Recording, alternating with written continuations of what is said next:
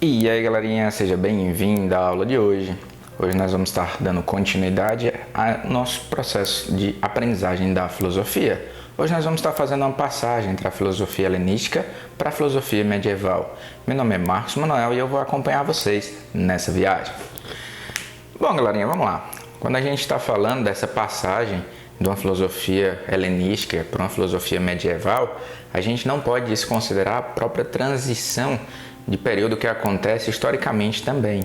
Nós temos ali, nesse período do helenismo, a saída do mundo grego, a passagem pelo mundo macedônico e pelo controle do Alexandre o Grande e a expansão dessa cultura helênica, dessa cultura do povo grego pelas demais regiões dominadas por aquele imperador.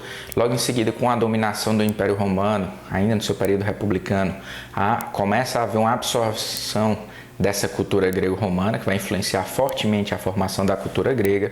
E nesse processo, nós temos aí também essa cultura romana se fortalecendo na época imperial, ampliando aí, tendo alguns imperadores filósofos, como é o caso do Marco Aurélio, que vai estar aderindo a propostas como a do estoicismo. Esse processo de transição aí do helenismo, período helenístico que vai do século IV a.C. até IV depois de Cristo, envolve também a ascensão e queda do Império Romano.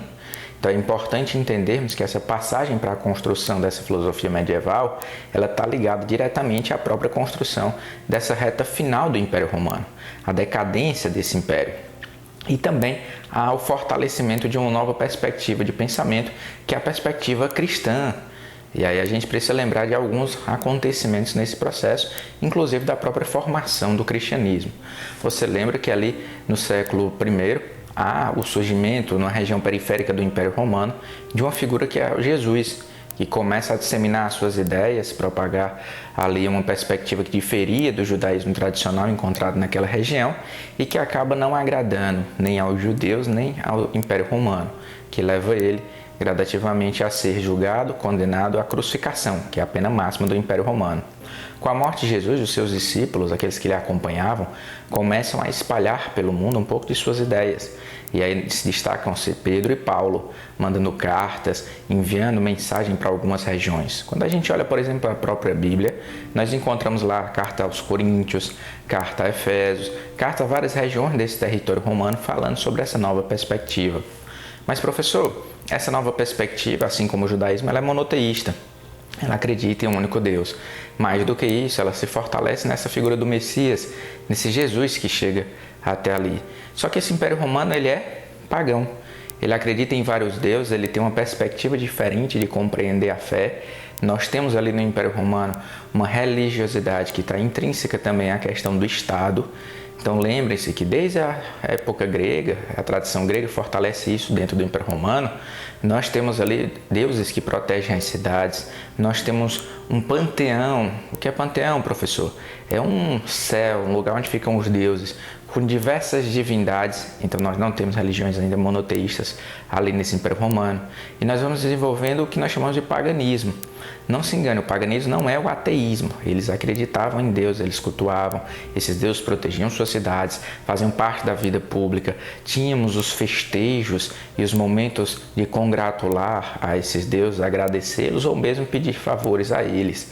Havia no mundo romano também um vínculo muito forte entre a vida cotidiana e a presença desses deuses, assim como havia lá naquele mundo grego, como a gente conheceu lá nas aulas anteriores. Então é importante lembrar disso, porque quando esse cristianismo começa a chegar com essa ideia diferente, com essa proposta de um único Deus, de um Messias, de um filho desse Deus maior, que chega até aqui, Deus único, que vem e que não tem um berço de ouro, que não tem a proteção ali de um Estado e que vai acabar sendo crucificado pelo Império Romano, isso gera uma certa descrença na maior parte daquela população romana, o que vai acabar resultando em várias perseguições. Então, quando esse cristianismo ele começa a se organizar, começa a se formar, a sua primeira fase é marcada pelo quê, professor? Pelo martírio, pelas perseguições. Então nós vamos ter ali ainda dentro do Império Romano, você lembra que Jesus ele aparece historicamente na época de Tibério, segundo imperador, e aí nós temos Pedro, por exemplo, morrendo já nas mãos de Nero, um outro imperador. Então nós já temos o período imperial em Roma vigindo a esse período e dando conta da administração de tudo isso. Pois é, o primeiro período é um período de martírio, de perseguições. Os cristãos vão ser perseguidos, vão ser dominados, vão começando a morrer. E aí as penas mais comuns para eles é a própria crucificação, é queimá-los ou mesmo colocá-los dentro dos gládios para serem mortos por leões ou dados de comer aos leões. Mas o que é mais interessante nesse período é que esses cristãos tinham também a possibilidade de negar a sua fé e dizer que não acreditavam nisso, de aderir a um pensamento pagão e às religiosidades romanas. Mas boa parte desses cristãos não vão fazer isso. Eles vão continuar afirmando a sua fé, mesmo aceitando a morte. E aí começa a vir uma característica que choca, que causa um certo estranhamento a esse povo romano, que é essa forma como o cristão ele lida com essa morte como sendo algo que está o aproximando também desse Deus, que está também sendo justo, fiel e que guarda para ele um tesouro, algo maior no pós-vida. Entendam que nesse processo de transição os cristãos estão sendo perseguidos. E os judeus, professor, vão continuar seu movimento ainda lá na região de Jerusalém, vão começar a protestar e os protestos contra a dominação romana vão se intensificando até que ali por volta de 53, 54, nós temos o começo das diásporas. Nós começamos até a expulsão dessa população daquele território. Fato importante para a gente na provinha do Enem, porque a expulsão dos judeus a partir desse período vai fazer com que eles comecem a rodar pelo mundo, que eles se tornem, por exemplo, os novos cristãos. E aí a gente vai ter daqui a pouco, no século XX, um forte movimento para a retomada desse território por parte deles. E essa retomada vai acabar gerando a criação do Estado de Israel, que impacta nas questões geopolíticas que a gente estuda lá na frente. Então está ali o começo desse Império Romano, o Império, ali nos seus primeiros imperadores, começando a lidar com esse cristianismo e com essa questão judaica, que vai implicando, que vai transformando ali um pouco em um problema numa das regiões que o Império dominava. Mais importante do que isso, esse processo de diáspora muda também a forma de tradição judaica, que era muito forte naquela época, em relação às sucessões. Nós tínhamos até ali uma religião patriarcal muito forte, onde se passava geração para geração a partir de um pai.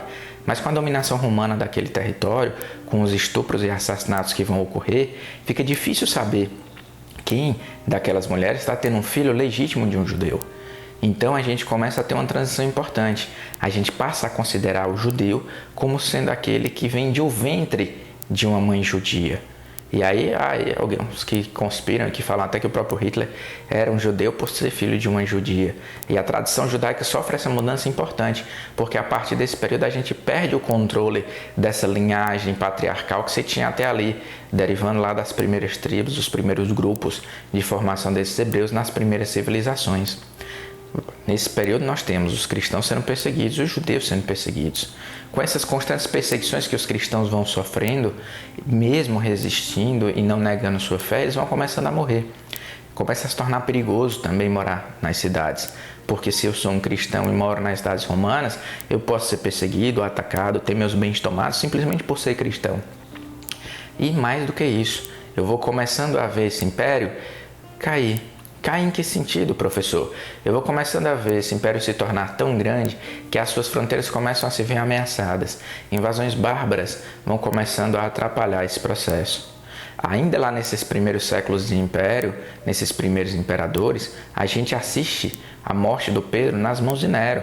Nero incendeia Roma, só para vocês terem noção do que eu estou falando, e culpabiliza os cristãos, tendo ali um respaldo, um argumento forte para dar continuidade ao processo de perseguição a esse povo. Então isso vai começar ali desde o século I, século II, século III e vai se estendendo até mais ou menos o início do século IV. Mesmo no século IV, com as invasões romanas estando muito fortes e vários povos bárbaros, como os godos, os visigodos, começando a invadir, os vândalos começando a invadir esses territórios, os cristãos ainda continuam sendo um calo, um calcanhar. Diocleciano, imperador lá, dessa transição do século III para o século IV, vai fazer uma grande caçada, uma grande perseguição aos cristãos, justificando que a maldição e o processo de perca territorial e de invasão dos bárbaros é culpa dos cristãos, que não aderem às adorações às divindades romanas, para vocês entenderem um pouco desse contexto. Então eu tenho um cristianismo na sua primeira fase, nascente, vivendo o martírio, começa a se tornar perigoso ali no século III viver em cidades, não só quem é cristão, mas também quem não é, porque as invasões bárbaras vão começando a fazer com que as pessoas saiam das cidades romanas e comecem a habitar o interior, a zona rural, o que vai levar à formação dos colonatos. Aprenda isso. O colonato é a base da formação do sistema feudal. Então, o indivíduo ele vai saindo dali para morar na roça. Nesse período, os cristãos com medo já tinham saído também das cidades para morar afastados, para morar em cavernas. Então, se naquele primeiro momento eu tenho ali mártires desse cristianismo, eu agora vou começando a ter eremitas, a ter indivíduos que vão se resguardar em cavernas e viver em orações, em contatos com esse Deus. É o período, por exemplo, de um santo católico chamado Santo Antão, que vai estar ali dentro de suas cavernas, dentro de uma caverna, lidando com os seus demônios interiores e em orações constantes. Só que o cristianismo ele tem alguns princípios básicos. Aquelas cartas que estavam sendo mandadas falavam da palavra de Jesus e traziam aí a ideia de amor ao próximo e amar a Deus. Então, como eu vou amar o próximo se eu estou morando tão longe dessas pessoas, se eu estou afastado delas, vivendo em cavernas? Há uma necessidade, então, desses primeiros grupos, dessas primeiras comunidades, de retornarem à proximidade com o povo. Nesse processo de retomada de proximidade, as cidades já estão praticamente abandonadas. Esses povos bárbaros saqueando as cidades, cometendo alguns crimes, vão fazendo com que o povo romano, mesmo o povo pagão, abandone esses espaços. Vai surgir agora uma nova fase, um momento no qual esse cristão que regressa das cavernas começa a habitar essas comunidades rurais, formando aí as abadias, os monastérios.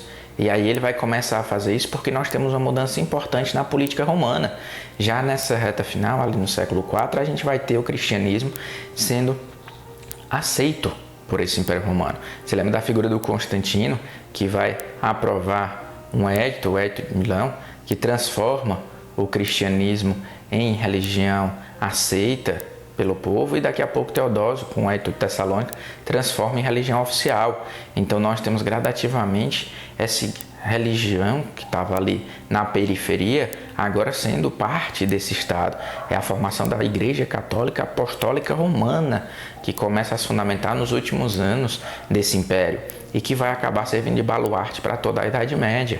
Então eu tenho um processo de transição aí ocorrendo, onde as filosofias começavam a entrar em choque com o quê? Com esses novos pensamentos, com essas novas ideologias, e começavam a se influenciar. Tanto essa perspectiva cristã, que começava a se organizar, sofria influências das culturas, dos povos, dos encontros que se tinha com a filosofia daquele período, como vice-versa.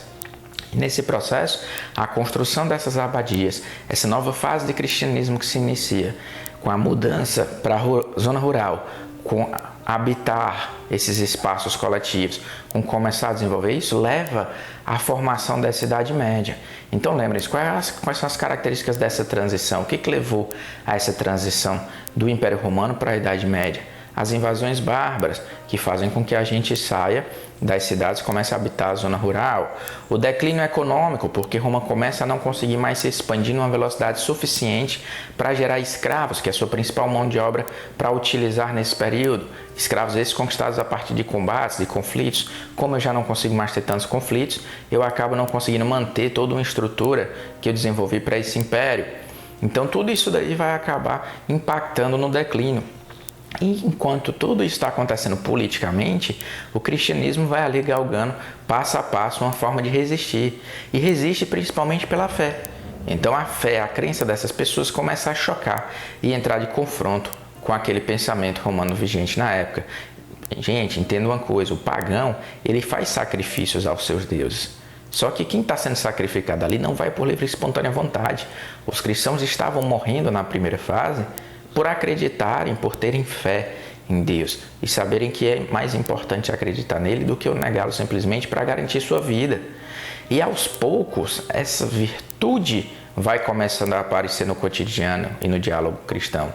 A esperança de um mundo depois, a esperança de uma compensação lá na frente, de um paraíso no céu, de estar sentado junto com Deus, vai começando a aparecer. E tudo isso fruto do quê? Do amor ao próximo, de auxiliar esse outro, de estar perto a ele, de acreditar no outro e amar o outro como a si mesmo.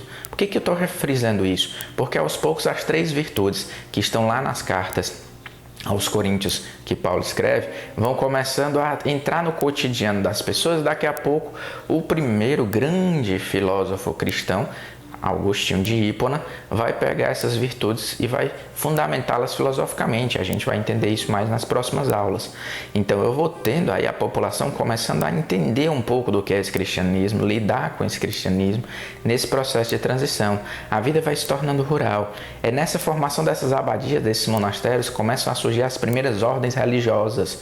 Dentre elas se destaca a Ordem de São Bento, com um slogan muito forte para essa Idade Média: Ora et labora. Orar e trabalhar. Então eu preciso, nessa Idade Média, ter na minha cabeça que eu vou rezar e vou trabalhar, vou rezar e vou trabalhar, vou rezar e vou trabalhar. E essas duas coisas vão estar ali, cotidianamente fazendo parte do meu dia a dia, fazendo parte da minha vida. E são os fundamentos básicos, principalmente para começar a desenvolver um novo vínculo. Se antigamente eu tinha uma sociedade romana balizada na escravidão, eu vou agora começando a ter uma sociedade medieval balizada no quê? Na servidão. E o vínculo de trabalho a partir da servidão vai começando a existir. Vai começando também a surgir um processo de conversão.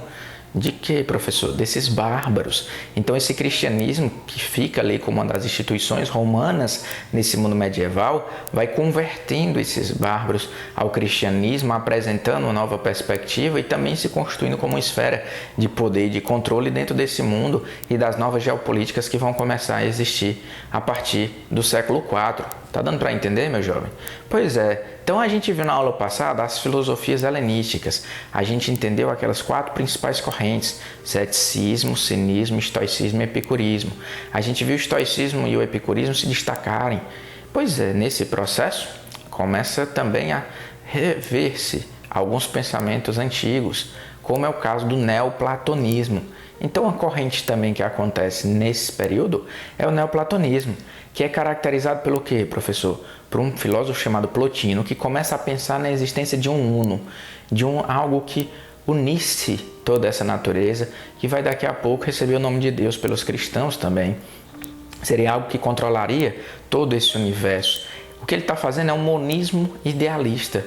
Plotino vai discordar nesse neoplatonismo da perspectiva dualista do Platão, porque ele vai começar a imaginar um uno, algo que compõe e que une todo o universo, fazendo com que ele se funda num único movimento de forma harmônica. E aí não é à toa que o neoplatonismo faz parte das escolas do helenismo. Mesmo ali na sua reta final, ele continua sendo o quê? Algo que está mais preocupado com o indivíduo do que com pensar a política e a coletividade. Então ele está entendendo essa natureza do indivíduo, esse vínculo do indivíduo com o mundo, para poder a partir daí começar a questionar o seu lugar. Tá dando para entender, meu jovem? Então nós estamos rumando aí para essa transição. O norte da África vai ser fortemente influenciado, e é no norte da África que o nosso primeiro filósofo medieval, nosso mais importante dessa primeira fase, vai aparecer, que é o rapazinho chamado Agostinho de Hipona, que a gente vai tratar na próxima aula. Então entenda, eu estou nessa passagem dessa Idade Média. O que eu preciso começar a mudar filosoficamente? A forma como as pessoas pensam, a forma como as pessoas lidam com o mundo. Quais são os principais pilares para fazer essa mudança? O fortalecimento de uma fé e entender que existe um Deus único, um Deus materializado na figura do Cristo. Nós precisamos entender também que há esperança em mudar o mundo, há esperança em um depois, há esperança em um julgamento justo por parte dele. E mais do que isso, a gente precisa entender que o amor fundamenta todas as coisas e todas as ações. Aristóteles já tinha nos ensinado que as nossas maiores virtudes são aquelas que servem aos outros. Então, não adianta eu ser inteligente, eu ser bonito, eu ser isso, eu ser aquilo, se isso não serve a outras pessoas. O pensamento cristão está trazendo de novo essa vocação a um outro, esse cuidado que eu preciso ter para com o outro como um fundamento base do fortalecimento dessas ideias. Então, eu preciso amar o outro, eu preciso cuidar do outro para fazer uma passagem tranquila nesse processo de vida e fortalecer-me dentro dessas virtudes. Amar passa a ser uma grande virtude, uma virtude importante, e o amor vai fundamentar todas as coisas. Se até ali todos os caminhos levavam a Roma, então Roma era o grande império, Roma era o grande exemplo para o mundo, o que eu passo até agora é algo diferente. todos os caminhos levando ao amor. É só você ler a palavra Roma de trás para frente. Então agora o amor passa a ser o grande fundamento da construção desse mundo medieval, pelo menos na teoria. Beleza, espero que vocês tenham entendido. Próxima aula a gente dá início às tradições medievais propriamente ditas. Só recapitulando, na aula de hoje nós entendemos esses elementos e transições, a mudança dessa mentalidade que começa a acontecer quando as pessoas começam a se chocar com o martírio cristão, com a forma como os cristãos lidam com sua fé, e gradativamente esse choque vai ganhando espaço, as pessoas vão se convertendo e o Império Romano vai acabar aderindo essa religiosidade e transformando ela em religião oficial lá na frente com Constantino e Teodósio. Nós vamos entender também que havia ali uma filosofia pagã, o neoplatonismo, que pensava no uno e que vai ser importante também para influenciar o pensamento do Agostinho lá na frente. E, mais do que isso, nós começamos a entender também os elementos que levaram à formação desse mundo medieval, com as invasões bárbaras, a dificuldade do processo de expansão do modelo escravista romano, e aí o declínio se vê necessário, a saída das pessoas da cidade para o campo com a formação do colonato e novas virtudes surgindo, a fé, a esperança e o amor vindo à tona. Beleza, espero que você tenha entendido. Na próxima aula a gente continua. Até mais, galerinha. Valeu!